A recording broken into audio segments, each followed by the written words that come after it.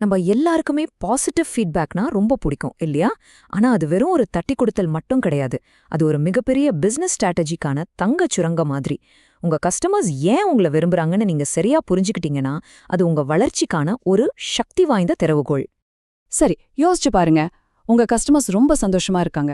Super. ஆனா அவங்க ஏன் அவ்ளோ சந்தோஷமா இருக்காங்கன்னு நீங்க எப்போதாவது ஆழமா யோசிச்சிருக்கீங்களா? உங்களுக்கு கிடைக்கிற அந்த பாராட்டுகளுக்கு பின்னாடி இருக்கிற உண்மையான காரணங்கள் தான் என்ன? அந்த ஏன் அப்படிங்கிற கேள்விக்குள்ள தான் அசல் விஷயமே இருக்கு. சோ, இந்த முதல் பகுதியில நாம இந்த நல்ல வார்த்தைகள்ல ஒளிஞ்சிருக்க தங்கத்தை பத்தி தான் பார்க்க போறோம்.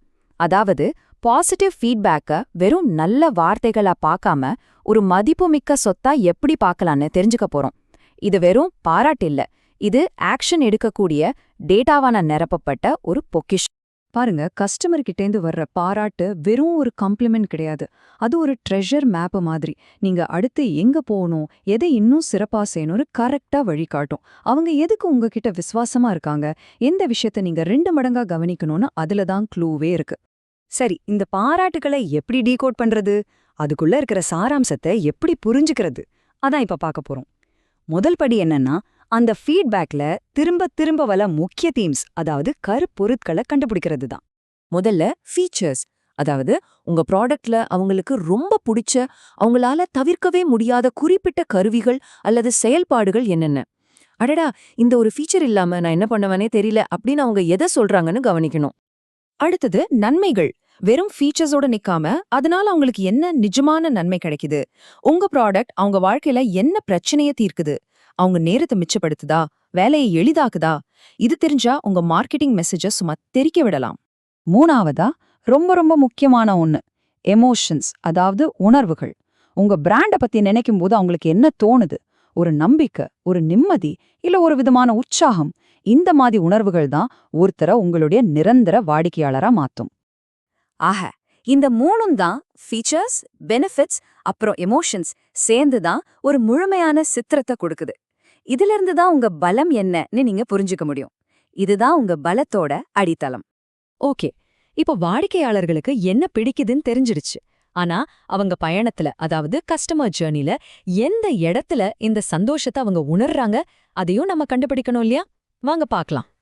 பல சமயம் பாராட்டுக்கள் வெறும் ப்ராடக்டோட ஃபங்க்ஷனை பத்தி மட்டும் வராது. பாருங்க, இது எவ்ளோ சுலபமா இருக்கு, அல்லது டிசைன் பார்க்கவே எவ்ளோ அழகா இன்ட்யூட்டிவா இருக்கு அப்படின்னு சொல்லுவாங்க. சில சமயம் உங்க கஸ்டமர் சப்போர்ட் டீம் எனக்கு ரொம்ப உதவியா இருந்தாங்கன்னு சொல்லுவாங்க. இது எல்லாமே முக்கியமான விஷயங்கள் தான். சரி, இந்த கதைகள்லாம் கேட்க நல்லா இருக்கு, ஆனா இதை எப்படி நம்புறது? அதுக்கு தான் நாம இந்த கதைகளை, அதாவது குவாலிட்டேட்டிவ் டேட்டாவை நம்பர்ஸோட, அதாவது குவான்டிடேட்டிவ் டேட்டாவோட இணைக்க போறோம். அப்போதான் இதுக்கு ஒரு முழுமையான அர்த்தம் கிடைக்கும். இங்க பாருங்க, ஒரு கஸ்டமர் என்ன சொல்லிருக்காருன்னு. இந்த ஃபீச்சர் என் பல மணி நேர வேலையை மிச்சப்படுத்தியது. இது இல்லாம என் வேலையை என்னால நினைச்சு கூட பார்க்க முடியல. உண்மையிலே ஒரு கேம் சேஞ்சர். அடடா, இது மாதிரி ஒரு கோட் 100 பக்கம் ரிப்போர்ட்டுக்கு சமம் இல்லையா? நெட் ப்ரமோட்டர் ஸ்கோர், சிம்பிளா என்பிஎஸ்னு சொல்லுவாங்க. இது என்னன்னா, எங்க ப்ராடக்ட உங்க நண்பர்களுக்கு சிபாரிசு செய்வீங்களா அப்படின்னு ஒரே ஒரு கேள்விதான். இது மூலமா உங்க கஸ்டமர் உங்க மேல எவ்வளவு விசுவாசமா இருக்காங்கன்னு ஈஸியா தெரிஞ்சுக்கலாம். இப்ப பாருங்க, 82 இது ஒரு என்பிஎஸ் ஸ்கோர். இந்த மாதிரி ஒரு ஹை ஸ்கோர் இருந்துச்சுன்னா அதுக்கு அர்த்தம் நம்ம முன்னாடி பார்த்த அந்த நல்ல ஃபீட்பேக்ஸ் எல்லாம் எவ்வளவு உண்மையானது, எவ்வளவு வலுவானதுன்னு இது நிரூபிக்குது. இது ஒரு பெரிய வெற்றி. அதே மாதிரி தான் இந்த CSAT, அதாவது கஸ்டமர் சாட்டிஸ்ஃபேக்ஷன் சார்ட்டும். இங்க பாருங்க, 91% பேர் மிகவும் திருப்தின்னு சொல்லியிருக்காங்க. இது நம்ம யூசர் பேஸ் எவ்வளோ சந்தோஷமா இருக்காங்கன்னு ரொம்ப தெளிவா காட்டுது. ஓகே, இப்போ நம்ம கிட்ட நிறைய இன்சைட்ஸ் இருக்கு, கதைகள் இருக்கு, நம்பர்ஸ் இருக்கு. ஆனா இது எல்லாம் வச்சு என்ன பண்றது? இப்போதான் முக்கியமான கட்டத்துக்கு வரும். இந்த இன்சைட்ஸை எப்படி ஒரு செயல் திட்டமா, ஒரு growth பிளானா மாத்துறதுன்னு பார்க்கலாம். உங்களுக்கான ஆக்ஷன் பிளான் இதோ, ரொம்ப சிம்பிள். 1, உங்க பலம் என்னன்னு இப்போ உங்களுக்கு தெரியும். அதுல இன்னும் அதிகமா முதலீடு பண்ணுங்க. 2, உங்க மார்க்கெட்டிங்ல கஸ்டமர் சொன்ன அதே வார்த்தைகளை பயன்படுத்துங்க. அதுதான் ரொம்ப பவர்ஃபுல். 3, எது நல்லா வேலை செய்தோ அதே அடிப்படையா வச்சு உங்க கஸ்டமர் லாயல்ட்டியை இன்னும் அதிகப்படுத்துங்க. இப்போ உங்க வாடிக்கையாளர்களுக்கு என்ன பிடிக்கும்னு உங்களுக்கு நல்லாவே தெரியும்.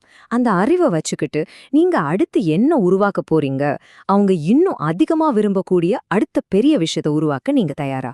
யோசிங்க.